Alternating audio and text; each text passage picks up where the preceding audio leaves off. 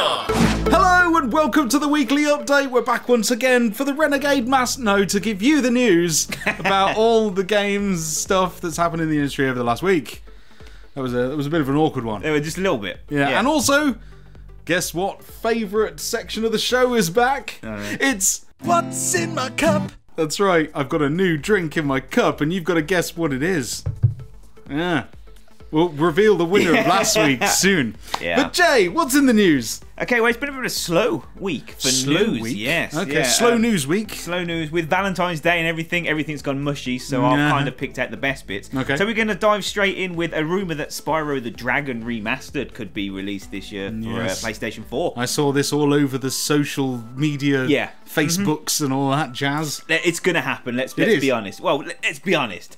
But there's no official word. No official yet. From what's been, I think it was Kotaku have basically leaked all the details, and they're usually pretty spot on, that it's going to be releasing in the summer of this year, which would be Spyro's 20th anniversary in September. It's in September this year, so that makes sense. And we could get a official announcement as soon as next month. Oh wow! And also, to back up these theories, there is a proper fan-made Spyro, isn't there? Yeah. Like, they've basically gone and made a whole fan version of a new Spyro game, and they've stayed faithful to the PlayStation 1 era. Yep. So that's pretty cool. It does look pretty cool. Yep. But yeah, so with how successful Crash Bandicoot did, everyone's been calling for a Spyro remake. I'm pretty certain it's going to happen. I mean, I'm pretty sure, like, when they announced Crash Bandicoot was doing a remaster, the first question that left everybody's lips is, are they going to do Spyro? Yeah. People have been calling it for ages. So it's rumoured to feature the first 3 games. So Spyro the Dragon, Ripto's Rage, and Year of the Dragon, I think were the names. So, yeah, that could be happening. Nice. Fingers crossed for that. Yes. Could play some more of the little purple dragon that I've never actually played. Really? Oh, mate. You're missing out.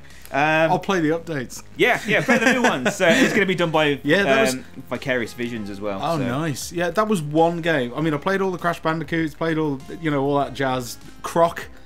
Legend of the Gobos. Yes. Gex the Gecko, all that jazz. But yeah, just totally missed out on Spyro.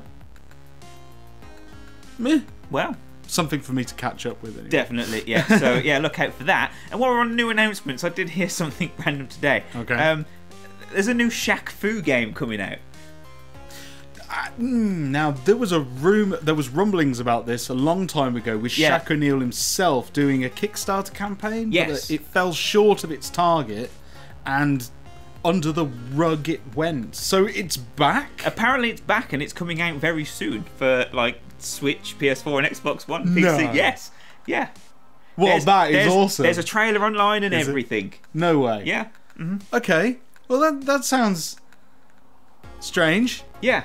I mean, Shaq Fu hasn't got the greatest of reputations. No, it's known as being like a really terrible game, and let's be honest, it was. I owned it as a child, and I quite enjoyed it. But then again, you also didn't play Spyro, so and also as a child, I was the only one on my road that didn't have a copy of Street Fighter 2 on the Super Nintendo. I had to go and play that at a friend's house, and seeing as I didn't have the cartridge and the only fighting game I had was Shaq Fu, I guess you just gotta love it, right? Yeah. Yeah, my childhood was hard. So yeah, there's a new Shaq Fu game coming. I think it could be a laugh. Yeah, why not? Screw it. I mean, Shaquille O'Neal. Yeah, let's do some more Shaq Fu. Moving on. Yeah. The Evil Within 2 has added the first-person mode. So yeah, that's a lot of work. Is it though? Because certain sections of that game had the first. They must have been planning it from the start, because there was that complete surprise first-person bit when you go in through the gas. Yeah, because you got the gas mask on, hadn't you? And it made it more claustrophobic and stuff. But saying this, I do like the fact that they gave you a choice. Yes.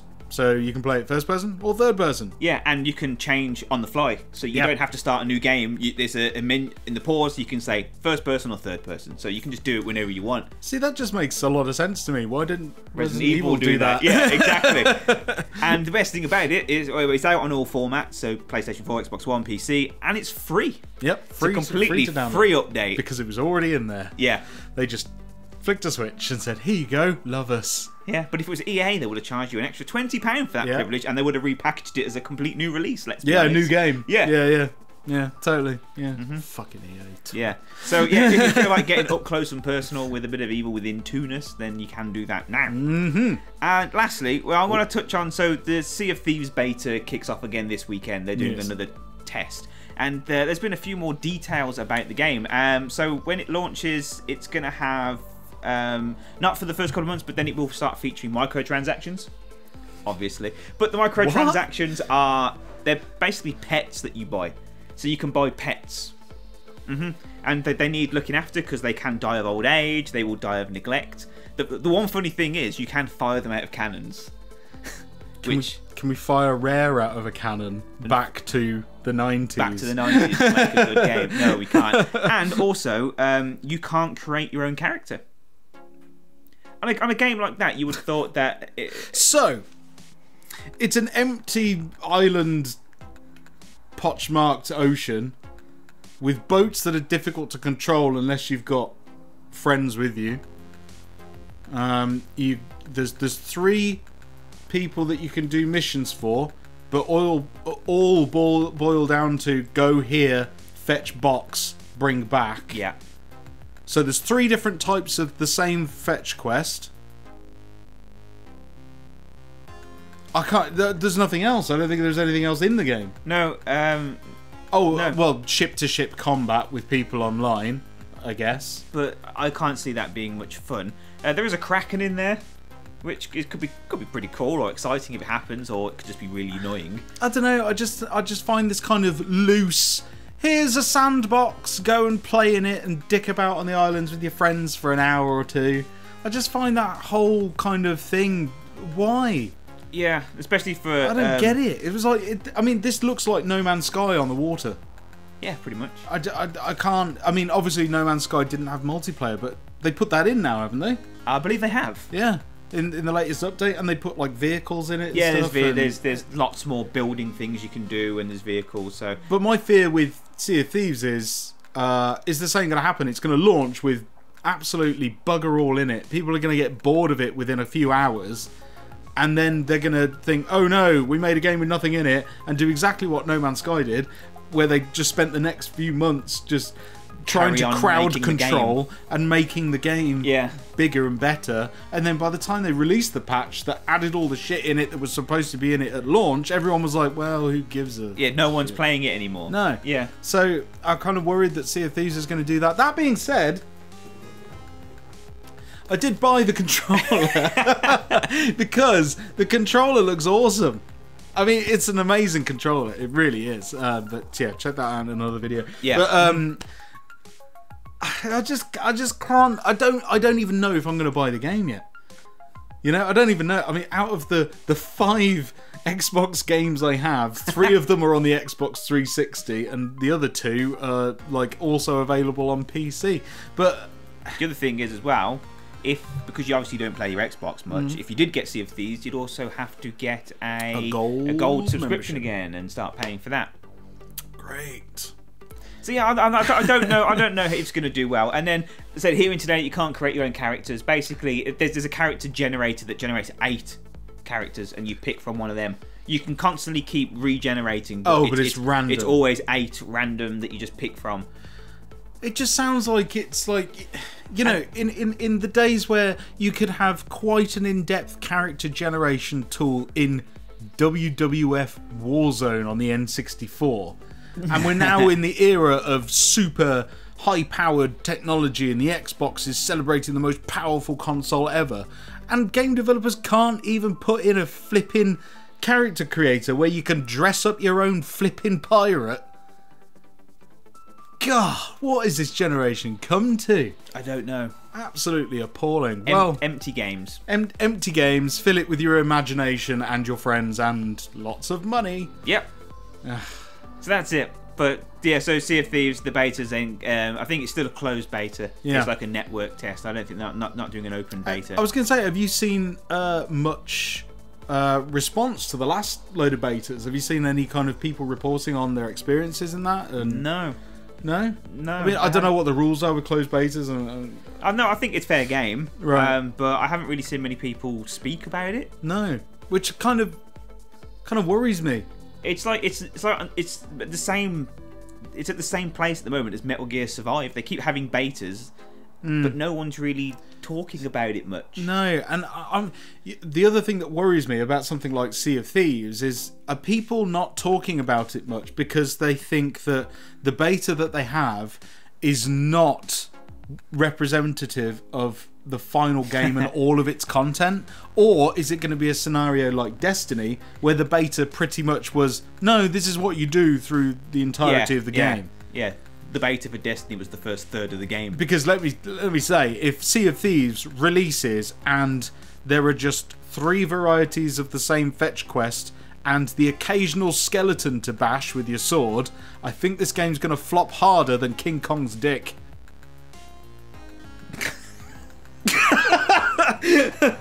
So, yeah, take from that what you will. Yeah. Is that all for the news? That's it for the news. Excellent. So yeah, it's a really slow week. Yeah. So let's move on to the next part of the show where we read out your comments from last week's show. Yes. So Jay, who is our first commenter? Or SVM got in there first with a first like. Hey. Also got first comment. Oh. So make a brain. Yes. Yeah. Well done. Yeah. Good stuff. Yeah, very good. Maria's next. Maria says, hey Jay, what you're thinking of is Dragon Ball Kai, which is an abridged version of Dragon Ball Z without the filler.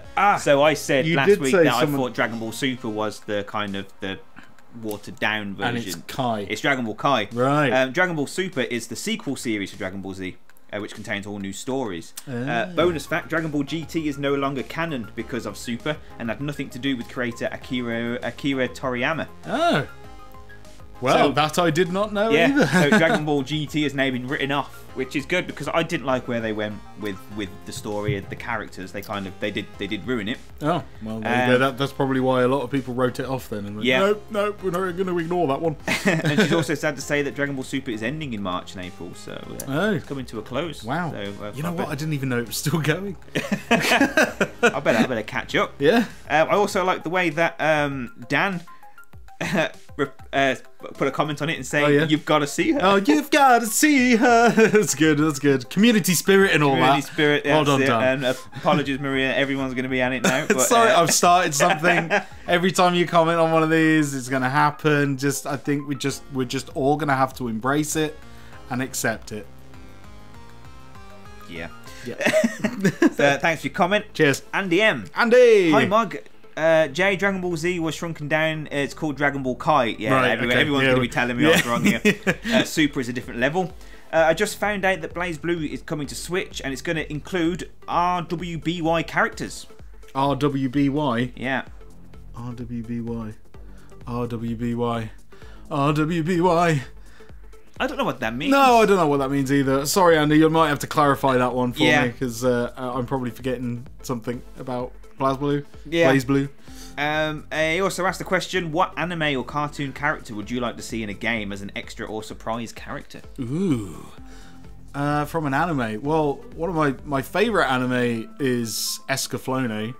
I used to love watching that. Very short, but I really liked it. But if I was going to pick a character to be an extra in a game, I would pick all 3 of the girls from Bubblegum Crisis. I think, like how they've done with the turtles in the new Injustice 2, where it's like you control all of the turtles at once. Yeah. Like that in a fighting game, but it's the 3 girls from Bubblegum Crisis. That would be amazing. That would be pretty cool. No. I don't know. I haven't watched that many anime, really. No, you would like kind of Dragon Ball Z, and Yeah. you really got into that, and you didn't get into it much else, No, did other you? than Dragon Ball Z or Pokemon or something, but you know, them characters have already been in games, so Yeah. so I don't know. I can't answer that question, unfortunately. But No, I there think, you go. I think Bren's was good enough anyway. But You can have one of the girls from Bubblegum Crisis. There you go. Thank you. I think. They're all very attractive. Thanks, Andy. Thanks for your comment. Christian Denning is in next. Sup, Christian? With his guess of what's in your cup. Oh, from last week. Yeah. It's Vimto Cordial. I can't believe it, but you got it right. You got it right. It was absolutely Vimto Cordial. That is what was in my cup last week, but it's not what's in my cup this week. Very good. So yeah, well done. You don't win anything. No, just the thrill of knowing that you guessed what's in my cup. Thanks for your comment. Cheers. Gracer, how's it going? I want to guess your cup contains Ribena. Ah, well, we've been past that, Yeah. I'm afraid. Sorry, you've lost. You were close, though. I mean, they're both purple drinks. They are. You know, it's not red or anything. Also, what you were thinking was Dragon Ball Kai. Here we go, getting slammed again. I did tell everyone to hate me in the comments. So yeah, you got exactly what you asked for. You're doing it. So thanks, Grace. So thanks for your comment. Cheers. Cook Us Nerdy Corner next. Hey, how's it going? Which is better, Oh, Zelda Breath of the Wild or Resident Evil 7? I think a donkey would be better than either of them. No, Resident Evil 7, I'd say. I'd say Resident Evil 7. Just any because... well, Breath of the Wild is an open world game, and as cool as they can be, I will still always prefer linear games over any kind of experience like that. So Resident Evil 7 wins right out of the gate just purely based on that. It's got a story, which Zelda kind of has somewhere in it, but you kind of have to find it yourself and like kind of visit bits of the map, and you get a flashback for 5 seconds that gives you a piece of something. So there's a story in Resident Evil. There's, you know, progression and the what am I trying to say? Basically, the progression in Resident Evil 7 feels... As in, you're always doing something, whereas Zelda kind of like... Well, they took out the dungeons, and there's these little poxy shrines now, and it's like... It's nothing like the other Zelda games, and I think that was my biggest problem with it. Whereas Resident Evil 7, okay, it's not a third-person camera, but it was still kind of like a Resident Evil game. Yeah. So it still stuck close to its source material, but it changed it too much, but not enough for me to hate it completely. So No. I thought it was good, but yeah. Resident Evil 7 is better by far. in my Resident Evil opinion, 7 in my yeah. opinion. By far. Also, that Kingdom Hearts 3 trailer, amazing. Yeah, it was good. I haven't watched it. Yeah, no, it looks incredible. When you watch it, it looks like an animated movie, Wow. and then they show more of the Toy Story world, which looks better than the first Toy Story film. Really? Yeah. Wow. And they introduced a new world, which is the Monsters Inc. is going to be a new place that you go to, a new world you go to. That's cool. I mean, I really wish I liked Kingdom Hearts. I mean, I never got on with, as I've said on this show before, I've never got on with them. But I liked watching them. Yeah. Just couldn't play them. Yeah. Yeah, so yeah, it is. It's an amazing trailer, and I'm very much looking forward to it. Although, what does make me laugh is that all the voices are still Japanese, and Japanese Mickey Woody Mouse. and Buzz just does not sound right still. I can only imagine. Because you look at you're expecting like Tom Hanks, but it's just obviously it's not. It's It's this like gruff speaking Japanese guy. Yeah. So it's very To infinity and beyond. yeah. So it's very strange, but trailer does look amazing. I can't wait for the game. Awesome. But thanks, Cook Us Nerdy Corner. Thank you. The Jerk at Work next. Hey. The other thing that we all told you to hate us for in the comments was the pronunciation of Leguizamo. Oh, John Leguizamo. Leguizamo. He's a famous actor from the Mario Brothers movie with alongside Bob Hoskins. But yeah, every time I see his name, I remembered it. Yeah. But I can never pronounce it correctly. Yeah. So what is the correct pronunciation, Jay? Leguizamo. Leguizamo. Yeah. Leguizamo. Leguizamo. There you go. Yeah. So thanks, Jerk at Work. Thanks for that. He also says the guest for your cup, very impressive, by the way. Vodka and cranberry juice with a splash of lime. Oh, I wish. I wish, but sadly not so. Not so. No. It was Vimto. Yeah. Also, being impressed and a bit surprised with the amount of third-party stuff coming to the Switch. Nintendo have done an excellent job with it. Reminds me of when the SNES came out. Yeah, there was a lot of stuff coming for it, and I think it's pretty good. And I, for one, I know a lot of people have kind of said like, who's like, are we happy with the fact that they're just porting over a lot of stuff from the Wii U onto the Switch? But I say yeah, because why not? I mean, that console came out and it failed, so why not bring the good games that came out on it onto the Switch as well? I, for one, would love to see Zombie U come out again. Yeah. You know, I mean, I know they ported it onto the PlayStation 4, but I just think, you know, on the Switch it'd be even better. Because you could still do the touchscreen. Yeah, like the whole inventory management, all that kind of thing. Yeah, that'd be pretty cool on there. But yeah, no, I am liking it. And then obviously they're doing weird things with the Nintendo Labo, the cardboard thing that's coming out, and so yeah, I think Nintendo, they've definitely got it right this time. They're on form. They're on form. They're doing well. They're actually, you know, they're the only console that's offering a different experience right now. Because with Xbox, you know, you got a good online experience. There's some good games on there, but a lot of the games that are on there are available on the PlayStation 4 anyway. Yeah. The PlayStation 4 has got more exclusives and it's got VR. But still, the PlayStation is a very similar experience to the Xbox in terms of gaming. But then you've got Nintendo now that are just completely different, and it's like it's just a breath of fresh air to have a Switch. Yeah, because it's just something different. Yeah, and it's a good fun party thing to have as well. As you bring around your Joy-Cons, and you know, like 8 people can play on one console. It's just and I mean, I'm sorry, but getting my console out at work and playing Doom on my desk will never get old, ever. Yeah, it's awesome. Yeah, well done, Nintendo. Yeah, they're definitely doing it. But thanks, Jerk at Work. Thanks for your comment. William C5233. Well, Bren, Catherine is a Shin Megami Tensei game, so it could get a sequel. Hey, my dream might come true. Yeah, that would be pretty cool. Like, it's the one game that I played, and I loved that much because I just loved how different it was, you know. And I loved the characters and the environment that they created, the atmosphere, and I even loved the little mini game. Do you remember the mini game in the bar? Where it's like an arcade machine, and it was like you were a knight, and you had to get to Rapunzel. It was called Rapunzel. Yeah, it was, yeah. Even that was a phenomenal game. Yeah, you know, and that was just a little mini game inside it. And I just love the way you could literally spend hours in that bar in between like the levels, like checking your phone, talking to everyone, and getting all the trivia about the drinks you were drinking too. Yeah. It was just a really well presented world, and it just drew me into it so well. And yeah, I'd love to have something like that again. So, yeah. And when you look at the back catalogue of gaming over that generation, it sticks out like a sore thumb. Out, you know, it's like boom. It's like wow, that's a completely different game. You know, so we need more of those. Yeah, that would be good. Something a bit different. Yeah. He also says, "Is there anything you guys buy on impulse?" For me, it's 2 4-packs of Monster. And anything that has Sword Art Online on it. Nice. Well, I suppose. That was an impulse buy. Yeah. Because I'm not getting the game.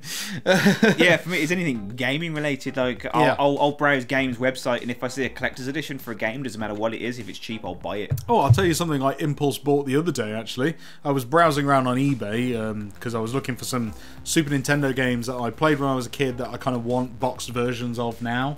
And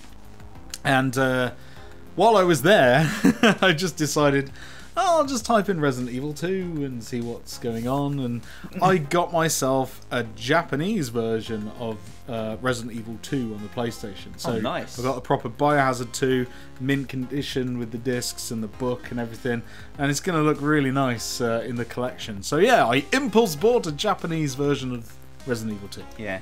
It's really nice. I remember those and days. it was only a tenner. Well, yeah, that was a good price. Yeah. I remember the days of typing in rare games on eBay and then putting bids on stuff. That was a dark time, wasn't it? It was. A lot of money just disappeared. It was, yeah. So yeah, we impulse buy expensive stuff. Yeah, expensive video games that came out 30 years ago. Yeah, which we can't play or understand. Yeah.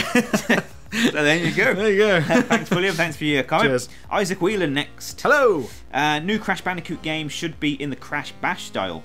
I think it would work really good as an online multiplayer as well as local play.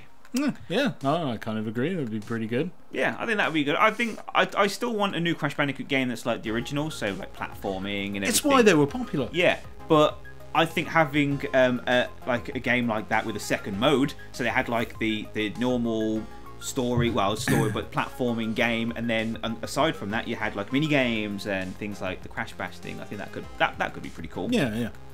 Also, with all the new games coming to PlayStation, PC and Nintendo, for someone who doesn't own any of these, would you recommend investing in getting one? Getting what? A PlayStation, PC or Nintendo. So if you didn't own any of them? Yeah, so assuming you're an Xbox One player, right? Asking the question, is there another one you should be investing in? Well, I'd say it depends.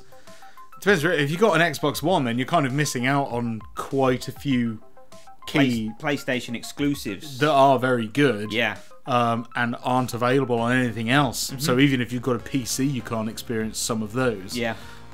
So I guess for like AAA stuff that you're missing out on, definitely get a PlayStation 4. But for complete innovation and awesome fun that only Nintendo can give you, then it's got to be a Switch. Yeah. Just get them all.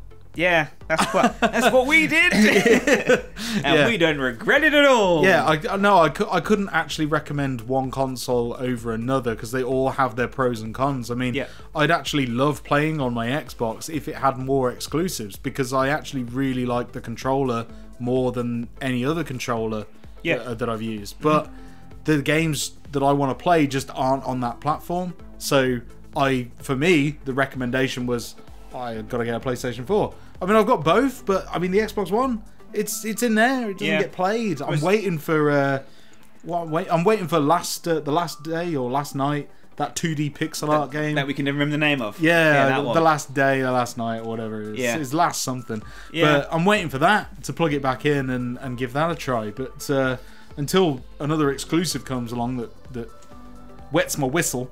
Yeah, the only reason I play on my Xbox One is to play Rainbow Six, which is on PlayStation and PC as well. But most of my mates have got an it on Xbox One, so that's the only reson why I turn my console on. Yeah, and it's sad. I want more reasons to turn the Xbox on. So I hope with Microsoft's new staff change recently, that's going to happen. So we can only hope. Yeah, but we'll see. I'd recommend either of the other two consoles or both. Yeah, so we haven't really helped, really.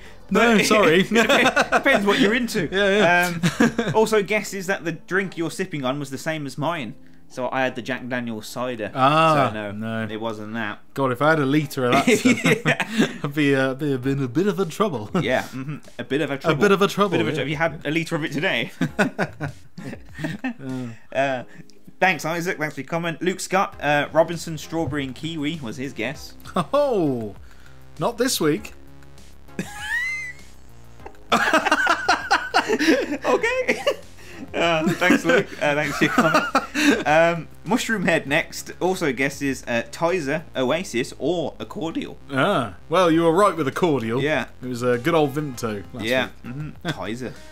Don't hear much of Tizer anymore, do you? I remember that stuff. Didn't they ban it and then it came back out again and then banned it again or something? I don't know. I don't know if it's still around. Yeah. Let us know in the comments. Is Tizer still viable? Yeah. Because I remember at one time it was actually quite popular. It was very popular. And everyone had a Tizer. Yeah. It was like the bottle you had next to your Coke and your lemonade. Yeah. It was like Coke, lemonade, Tizer. Or Coke, lemonade, Iron Brew. It was one of those three, wasn't it? Yeah. But yeah, I haven't seen Tizer in a long time. Do you remember when they did clear cola as well? Yes. Yeah, what was that bizarre. called? It was Cap or something. What was it called? It had a specific name. Yeah. I can't remember, but yeah, they did clear cola. Yeah. Yeah, very weird. Very strange. Yeah, let us know in the comments if you remember what it was. Fun Coca-Cola fact, before they dye it, it's actually bright green. They dye it brown. I wonder why they do that. because green looks really unhealthy.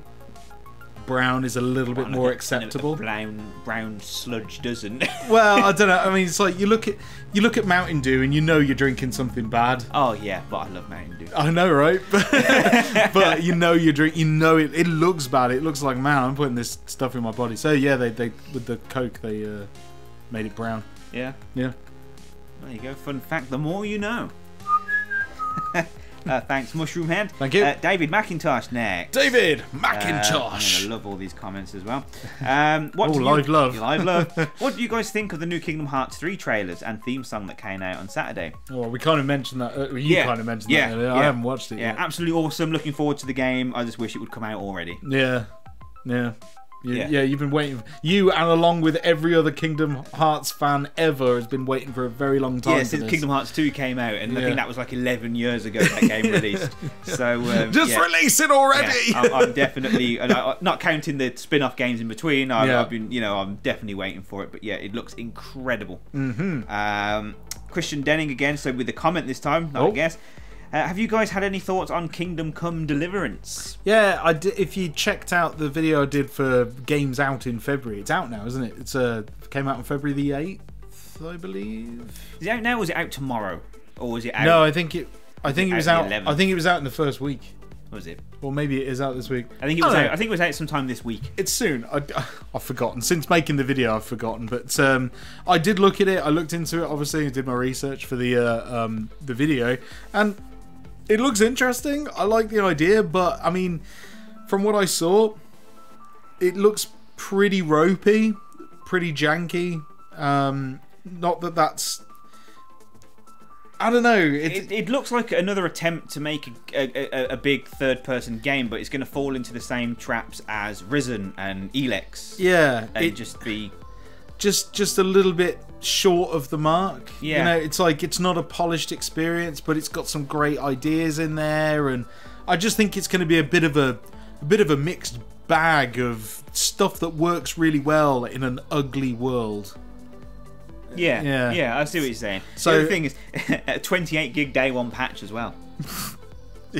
And it's still buggy. There's so many issues with it that the developers have said they understand how severe the issues are, and they are releasing another big patch for it, but you got to wait 2 weeks for it. And some of these bugs are they're game breaking bugs.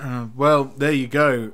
Just don't buy it yet. Yeah. Wait for a couple of months so they either fixed it, or like Mass Effect Andromeda, it's just dead. Yeah, they just drop it. Yeah. Kind of annoyed about that because I really wanted to finish Andromeda, but I can't be bothered now because the developers couldn't even be bothered to either. Yeah, I know, right? Why should I give a shit about your game if you're not going to even bother finishing it? I played like the first 5 hours and then I thought, I'll wait. Exactly the same as I did. Yeah. Yeah, I haven't got any further.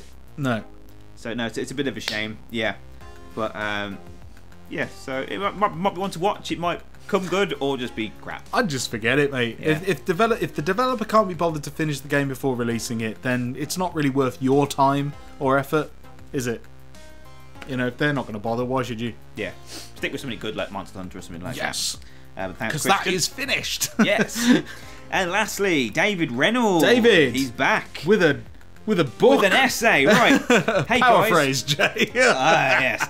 Sorry I missed sending a question in the last few weeks, but here's a big one to make up for it. Hey! By the way, I think it's cherry coke in your cup, Ren. Wow, that much cherry coke? 1 litre of cherry coke. I could do it. I'd be on the ceiling. It'd have to be sugar-free. It'd definitely be sugar-free, yeah. I hope you are doing well in the random screwed-up UK weather. Yeah, it's a bit weird. It was a bit weird. It was snowing again yesterday in Birmingham, just randomly. Really? Wasn't here. Yeah. I just sat at the office, looked out and said, okay, it's snowing. Brilliant. Carry on. Later on, it was sunny. Who knows? I don't have a window in my office. I really don't. You're in the basement. I am in the basement, yeah. So, I'm currently planning on buying 3 games soon.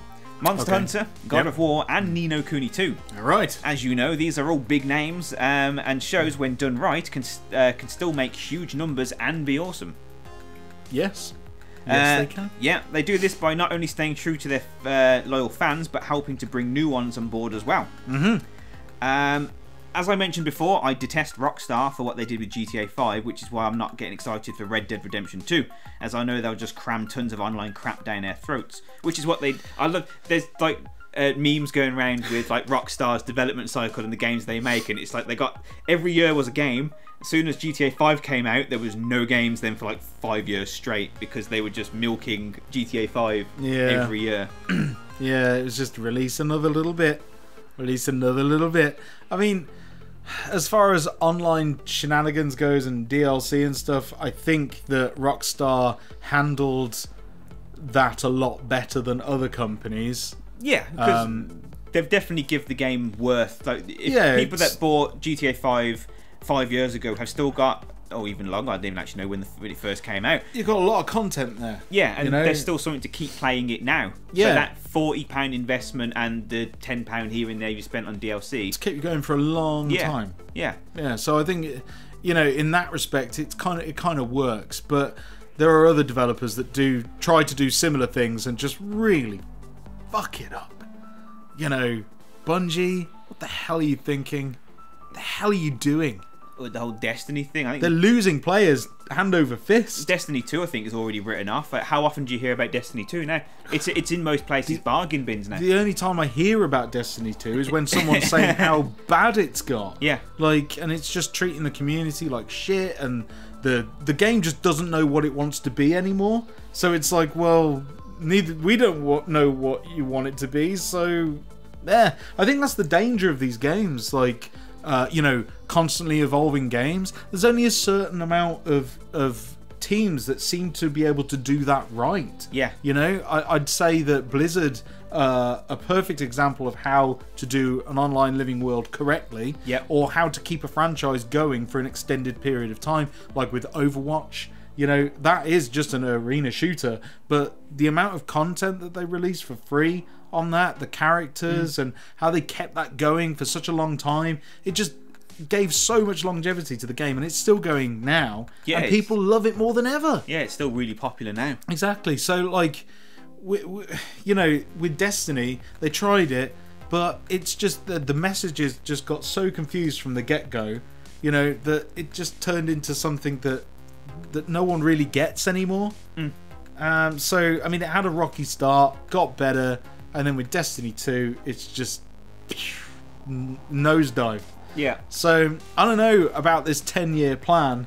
I think it's gonna be cut very short. The 10-year plan was cut short with what happened with the first one. I think the second one's already a write-off. I don't even know if there's going to be a third one, and if there is, it'll be a completely different game. Yeah, or it should be, because no one's going to buy a Destiny 3 on the reputation of that the second one's got. Yeah. At the moment. So. Yeah. I don't think anyone would even be excited if they announced a Destiny 3 at this point. No. Did you even play your copy of Destiny 2? No, it's still sealed. Still sealed? Yeah. It's probably for the best. Yeah. Maybe I'll give it away. Like with your copy of Lawbreakers. Yeah. I don't know. I'm still thinking about holding on to that one. Yeah, I would. He also says that doesn't like the first-person approach Capcom made with Resident Evil. So, yeah, they should have changed that. Yeah. But it goes on to his question then. What makes companies think they need to make such drastic changes all the time instead of keeping with their best formula most gamers love? Well, I think it's always... I mean, let me say this straight off the bat. No developer ever, in the history of developing games, ever wants to make a bad game. They never want to upset their fans, and they always want to make something really worth playing. That being said... they're always striving to find the next thing, so what made their game popular back then, like, okay, let's use Resident Evil as an example. What made that game so popular in '96? It was a new style of horror game that a lot of people in the mainstream gaming scene had not seen before. Yeah. Like, the only other way you'd play this type of game is if you played Alone in the Dark on the PC, because that technically was the first one. Basically, what was popular then is not necessarily what's popular now. So they're always going to try something new, to make that, you know, to get that next the find the next big thing, to make it relevant again, yeah. to make it, you know. And a lot of people like change and embrace change because, I mean, change is good a lot of the time. But also, if you stray too far away from what everyone loved about it, you run the risk of people saying like, well, this is nothing like what I enjoyed back then. I don't. This isn't a Resident Evil game. You know, it hasn't got this, it hasn't got that, it hasn't got. You know, so people start doing that. And whilst that, yeah, I love the new Resident Evil 7, I also don't like it at the same time for two different reasons. Yeah. You know, it's like, one, yeah, it's a great new horror game, but two, it's not enough like what I used to love about that franchise. So I'd have been happy if they just stuck another name on it. Yeah. So I mean, I think change is good. I think they should keep trying to innovate because, well, it was a massive difference between Resi 3 and 4, and then look what 4 kicked off. 4 kicked off a whole new genre of video games, like over the shoulder perspective and everything.